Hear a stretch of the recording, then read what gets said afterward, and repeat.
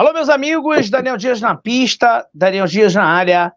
Estamos hoje numa live muito especial com dois caras muito especiais que estão em Brasília. A gente está no Rio, eles estão em Brasília, e nós vamos seguir com essa live, tá certo? E vamos falar com Cristiano Caiado, advogado, tá certo? Eu vou falar um pouquinho aqui do release dele. É advogado militante formado pelo Uniceub. Ele é pós-graduado em Direito Constitucional, consultor jurídico, ex-membro da Comissão de Ética e Comissão Jovem da OAB Distrito Federal, membro da ANPAC, Associação Nacional de Proteção e Advocacia e Cidadania, colaborador do Instituto Desperte, ativista, articulista, palestrante e candidato a deputado distrital pelo PTB, Partido Trabalhista Brasileiro, em 2022. Tá? Esse é o doutor Cris Caiado, né, que está conosco no vídeo acima, né? Tá? Ao meu lado do vídeo aqui, o meu lado direito, tá certo? Cris Caiado acenando ali para vocês, tá certo, galera? E olha, e aí eu vou apresentar quem está embaixo, né? Que é o Contreiras, né? O Contreiras de Carvalho, Cristiano Contreiras de Carvalho, que morou aqui no Rio também, tá? Brasilhoca. Ele, nascido em Brasília em 12 de fevereiro, aquariano, família carioca, pioneiro em Brasília, já morou por 16 anos aqui no Rio de Janeiro, advogado conselheiro na OAB Distrito Federal, especialista em blindagem patrimonial, tribunais superiores em direito eleitoral e penal. Foi o mais jovem candidato e deputado distrital aos 22 anos de idade, articulador político nacional, empreendedor nato, pai de 3 filhos, Maria Eduarda, 23 anos, Eric, 18 e Enzo, 14. Atualmente reside em Brasília e frequentador do Rio 6 vezes ao ano, assessorando, dirigindo e dando consultoria político-eleitoral. Foi coordenador de campanha do governador de Brasília, além de orientar e coordenar alguns deputados distritais e estaduais, vereadores e senadores, ou seja, Cristiano Contreiras coloca a sua força de trabalho na tarefa de ajudar a construir o amanhã. Imenso prazer em tê-los comigo, tá? 2 advogados aqui, né? Cada um para falar um pouquinho, abrilhantar mais aí essa live, né? Que estamos agora falando aqui do Rio para Brasília. E o Cris Caiado, né? Aqui a gente colocou o tema, né, principal com o Cris Caiado, que foi o primeiro preso pelo STF no avião, tá certo? Pelo ministro Lewandowski, né? A gente vai abordar esse tema para começar, só que o Contreiras também, né, que tem uma confusão aí, pessoal, né, era o Cris, aí era o Contreiras, de repente veio o Cris, aí veio o Contreiras novamente aí para a live, enfim, houve uma pequena confusãozinha aí, os dois estão juntos agora, são amigos lá em Brasília, e estaremos agora abordando esse primeiro tema, né, porque o nosso Cris Caiado, ele foi preso, e foi o primeiro preso, tá falando com exclusividade aqui pro canal Daniel Dias, primeiro preso pelo STF, pelo ministro Lewandowski. Então, as primeiras considerações de Cristiano Caiado, tá certo? Falando para o canal Daniel Dias, tá certo? Não sem antes, um momento de oração. Porque ele vive, posso crer no amanhã, porque ele vive e temor não há. Em nome do Pai, do Filho e do Espírito Santo. Amém.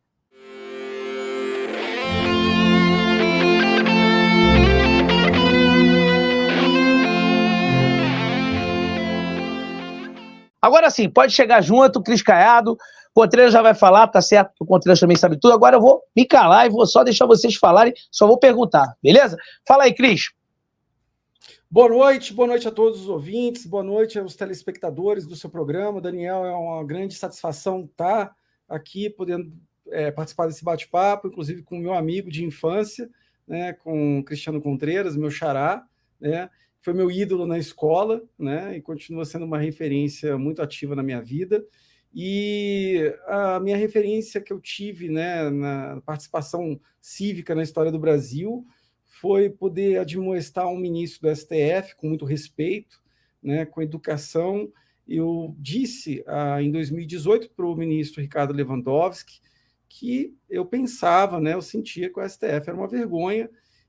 Alô, meus amigos, claro que agora é a hora do business, né? A hora de quem ajuda a manter o canal Daniel Dias. Eu tô falando da minha irmã, da minha parceira, da minha amiga Scarlett Decor. Olha, na Scarlett Decor você vai encontrar tudo, absolutamente tudo, para decoração de festas infantis e festas de adultos também. Locação de móveis, painéis, personagem, Pegue e Monte, vasos e arranjos, bolo fake, louças e peluciais e muito mais. Telefone para contato é o 21 969 603324, 21 969 603324, Rua Ambiré Cavalcante, número 6666, hein? Lá no Rio Comprido, região central do Rio de Janeiro. Fala que assistiu aqui mesmo no canal Daniel Dias, vai ganhar um baita desconto. E ao ouvir isso, o ministro abusivamente mandou me prender, né? Foi um marco temporal para a história do país, porque foi a partir daquele momento que a população brasileira passou a entender mais do STF do que da seleção brasileira, né?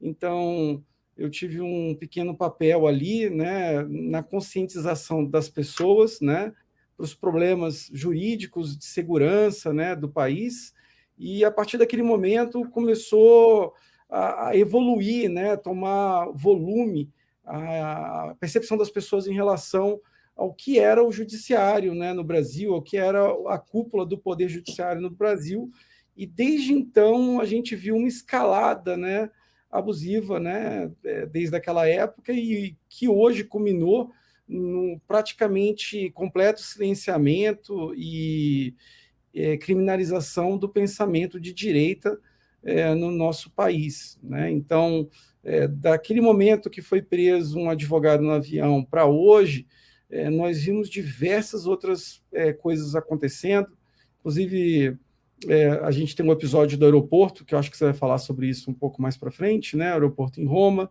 e hoje é praticamente proibido um cidadão levantar qualquer crítica, né, em torno da atuação dos ministros do STF, né, que é onde está o poder. Você descobre onde está um poder quando você é proibido de falar alguma coisa e você tem medo de falar alguma coisa contra quem detém de verdade o poder, né? Então, o brasileiro hoje ele tem uma percepção de raio-x por onde corre verdadeiramente o poder decisório que comanda as nossas vidas, né? E eu me sinto muito honrado de poder ter dado aquela contribuição que derrubou uma grande cortina, né, para todo o povo, para a população no geral, poder enxergar um pouco melhor a que ela é escravizada. E deixa eu te perguntar um negócio aí, eu vou passar aqui até para o Cris, que também é teu xará, né? O Contreiras, que eu chamo de Contreiras, né? Aí você, Cris, mas só assim, a nível de essa prisão, assim, a nível de trauma, te deixou alguma sequela, algum trauma, alguma situação?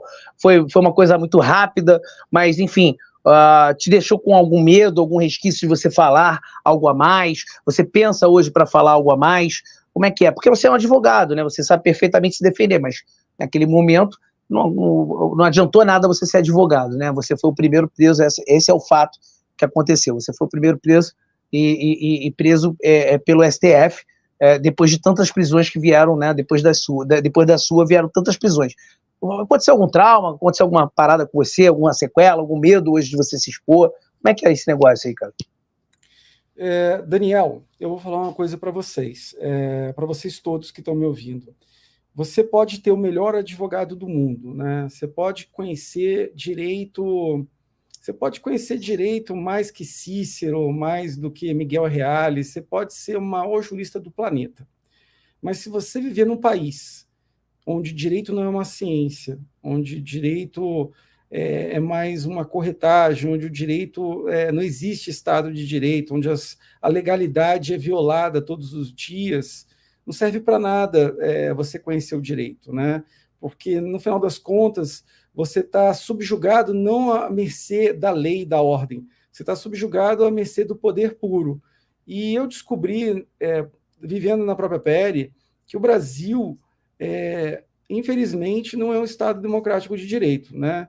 O Brasil é um país que tem um negócio chamado direito para poder se justificar para as pessoas e para poder dar uma percepção de tranquilidade, de calma, de paz, mas infelizmente é um teatro, né? Direito de verdade não existe no Brasil, existe o poder de quem manda mais e de quem manda, e o medo de quem obedece e o medo de quem não tenta se insurgir contra isso, né? Eu tive vários traumas, sim, né? Eu fiquei radioativo durante bastante tempo, A esquerda me detestava, a direita me apoiou bastante, mas, por um lado, os bolsonaristas me evitavam, porque o poder bolsonarista tentava ficar bem com os ministros, né? Então, não pegava bem as pessoas ficarem perto de mim, porque podia ferir o ego de algum ministro e tudo mais. Eu ficava com medo de viajar de avião. Então, assim, imagina você ser preso sem nenhum crime na frente de 150 passageiros, né? Você ser humilhado por policiais federais e tudo mais. Eu fui abraçado pelo país inteiro, né? O Brasil todo, até naquela época, até uma parte da esquerda me abraçou também, e eu fui muito carregado por boas pessoas, cuidado, as pessoas oravam, só que os traumas foram diversos, porque eu fiquei com medo de viajar de avião, eu fiquei com medo de ser preso depois, vários meses, vários dias, eu tinha medo da Polícia Federal chegar na minha casa de manhã cedo e me prender, e não precisava de motivo, né? Porque, como vocês podem perceber hoje, basta você ser considerado antidemocrático, que você pode ser preso, pode ter busca e apreensão dos seus aparelhos de trabalho, dos seus celulares, do seu computador. Então, o brasileiro hoje, que tem um pensamento conservador, um pensamento de direita, de família, ele está vivendo sob muito risco se ele começa a se manifestar, né? Então, a gente tomou uma dura lição, né, com muitas derrotas recentes, e a gente está andando silencioso e de cabeça baixa, né? E apesar disso tudo, desses traumas, desses desafios, e de ter feito inimigos muito poderosos, né, não só no meio do poder, mas também na própria advocacia, que são pessoas que apoiam, né, esse regime que a gente está subjugado, eu tenho observado mais, né, e de forma inteligente o que vem acontecendo. Bacana. Ô, Contreiras, tuas primeiras considerações aí, quer falar alguma coisa sobre o episódio do Cris, ou você já quer falar a respeito do STF legislando, né, que hoje em dia eu acho que não é preciso mais, né? Eu acho que o deputado federal aí, eu acho que é uma coisa ultrapassada no Brasil, né? Acho que eu até quero perguntar para você, Contreiras, se tu tá sabendo se o STF está lançando um candidato agora para prefeito, né, para vereador, ou até agora, de repente, para presidente do país, né? Vai ter alguma coligação? Ou eles vão continuar apoiando o PT? O que você acha? Mas, enfim, quer falar alguma coisa em cima do que o Cris Caiado falou, se tu fica à vontade, e posteriormente me fala do STF legislando. Afinal de contas, não precisamos mais de deputados. Uma palhaçada, negócio de deputado aqui no Brasil. Vamos lá, STF, vamos lançar os seus próprios candidatos e tá tudo certo. Ou não tá tudo certo, ô Contreiras? Fala comigo. Primeiramente, boa noite. Boa noite ao pessoal que está nos assistindo agora e os que vão nos assistir posteriormente. É uma honra estar aqui no seu canal, Daniel, ainda mais com essa potência aí nacional, um grande amigo que eu tenho aí desde a infância, desde a tenra infância, uma pessoa que eu admiro bastante. Na verdade, é um herói brasileiro, né? Porque ele é um grande exemplo da legislação, né, do poder legisperante do STF, né? Porque o STF, nesse caso, do Cristiano Caiado também, do doutor Cristiano Caiado, acusou, né, julgou e condenou. Quer dizer, ele exerceu os três papéis ali no momento em que ele deveria exercer um papel. Se ele se sentiu ofendido por algum motivo, que o processasse, não que o prendesse. Repete para mim, ele exerceu os três papéis, que deu uma cortada aí eu acho que tua internet deu uma caidinha aí na hora que tu estava falando. Sim, ele foi o julgador, o acusador e o condenador, entendeu? Então, isso na nossa democracia é totalmente descabido, né? Como prevê na nossa Constituição, nós somos tripartites. Nós temos o legislativo, o executivo e o judiciário. Então, nós temos esses três poderes que justamente caminham harmônicos e independentes entre si, que é para fazer uma democracia. E é o que a gente realmente está vendo, de uma certa forma, ser cerceada, né? Porque você exercendo o poder de não deixar a manifestação de um advogado, né, de insatisfação, né, do poder judiciário, né, da mais alta cúpula do nosso poder judiciário, ele vai preso. Quer dizer, a simples manifestação do sentimento do brasileiro, já está dando cadeia. Se isso não for exercício exacerbado das suas atuações, eu não sei o que pode ser, porque o STF já tem as súmulas vinculantes, que tem força de uma nova lei, né, que vincula todos os outros tribunais e outras decisões naquele sentido, né, naquele entendimento que o STF tem a liberdade e a autonomia de ter o seu entendimento. Porém, a gente se depara com um tribunal que acusa, julga e condena. Isso extrapola todas as esferas do nosso sistema judiciário. E, ô Contreras, deixa eu te perguntar um negócio. Você, como advogado, até também serve a pergunta para o Cris, para a gente entrar em outras questões. Vocês, nessa hora, o desespero toma conta ali, a angústia toma conta, da vontade assim, de pegar o diploma de direito, assim, rasgar e jogar no lixo, cara, na hora assim, daquela raiva, a hora que cega você, que você fala, pô, caramba, o que adianta esse diploma que eu tenho aqui, se na hora de me defender, né, como o Cris, por exemplo, não pôde se defender como um advogado que o é, e aí, numa situação como essa aí, né, e aí você não tem o Estado de Direito aqui valendo realmente da forma como deveria valer. Como é que é a sensação? A sensação é realmente de mãos atadas, com o diploma que não está adiantando de nada? Tu não ouviu? Fala, doutor Caiado, suas considerações. Perfeito. Obrigado pela palavra, Cris. Assim, é um ponto muito interessante esse que você tocou, Daniel, porque eu tenho notado muitas pessoas, né, fazendo esse questionamento, muitos profissionais de direito, né? O Brasil é um dos países com mais advogados, né, do planeta Terra, né? Do planeta Terra. O Brasil tem mais faculdade. Brasília, olha só, Brasília, o Distrito Federal, tem mais faculdade de direito do que toda a Índia, que tem mais de 1 bilhão de pessoas. Então, assim, com a população de advogados que você tem no Brasil, você poderia formar um exército e invadir um país que nem a China, né? E parcela expressiva, né, dessa população que ousa se manifestar, porque o que acontece? Os advogados, eles estão subjugados, submetidos a essa ordem, né? a essa estrutura, a esse tecido. E é muito complicado um advogado se manifestar, porque vai ser o ministro, vai ser o desembargador, vai ser o juiz que vai analisar a causa dele, né? Então, assim, os mais, como eu posso dizer, os mais discretos, eles vão dar um freio, né? Mas entre quatro paredes a gente escuta muito, né?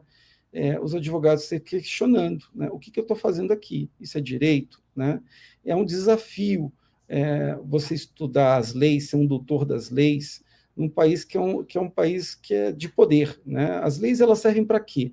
Para frear o poder, para equilibrar o poder, porque o poder ele é limitado, ele não conhece limites. Então, você coloca as normas e as leis, né, e coloca profissionais, bom doutor das leis, para poder administrar isso, né, para administrar esse sistema. Então, o advogado é uma parte integrante muito importante desse sistema, que é um sistema para manter a população em ordem também, para manter a paz social, né?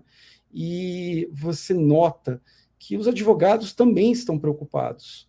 Infelizmente, apesar da preocupação que os advogados têm, eles não têm muito espaço para externar essas preocupações, porque senão eles deixam de ter o ganha-pão deles, entendeu? Então é muito complicado um advogado criticar essas questões de abuso de poder, de ditadura da toga, se eles ganham o pão deles de todo dia disso, né?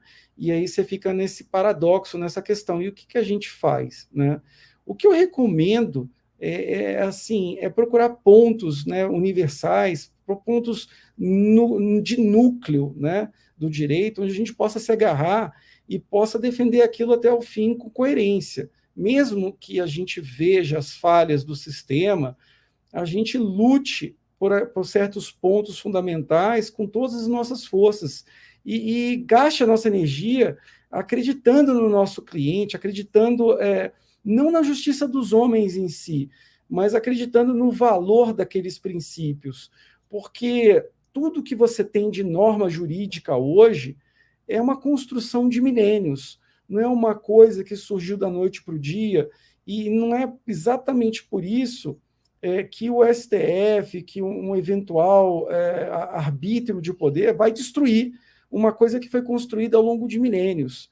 Então, os institutos jurídicos, eles são todos construídos ao longo de muitas eras, de costumes, de leis anteriores, e a gente tem que ancorar nesses pontos, a gente tem que se firmar nisso e não pode descansar a nossa luta pelo direito.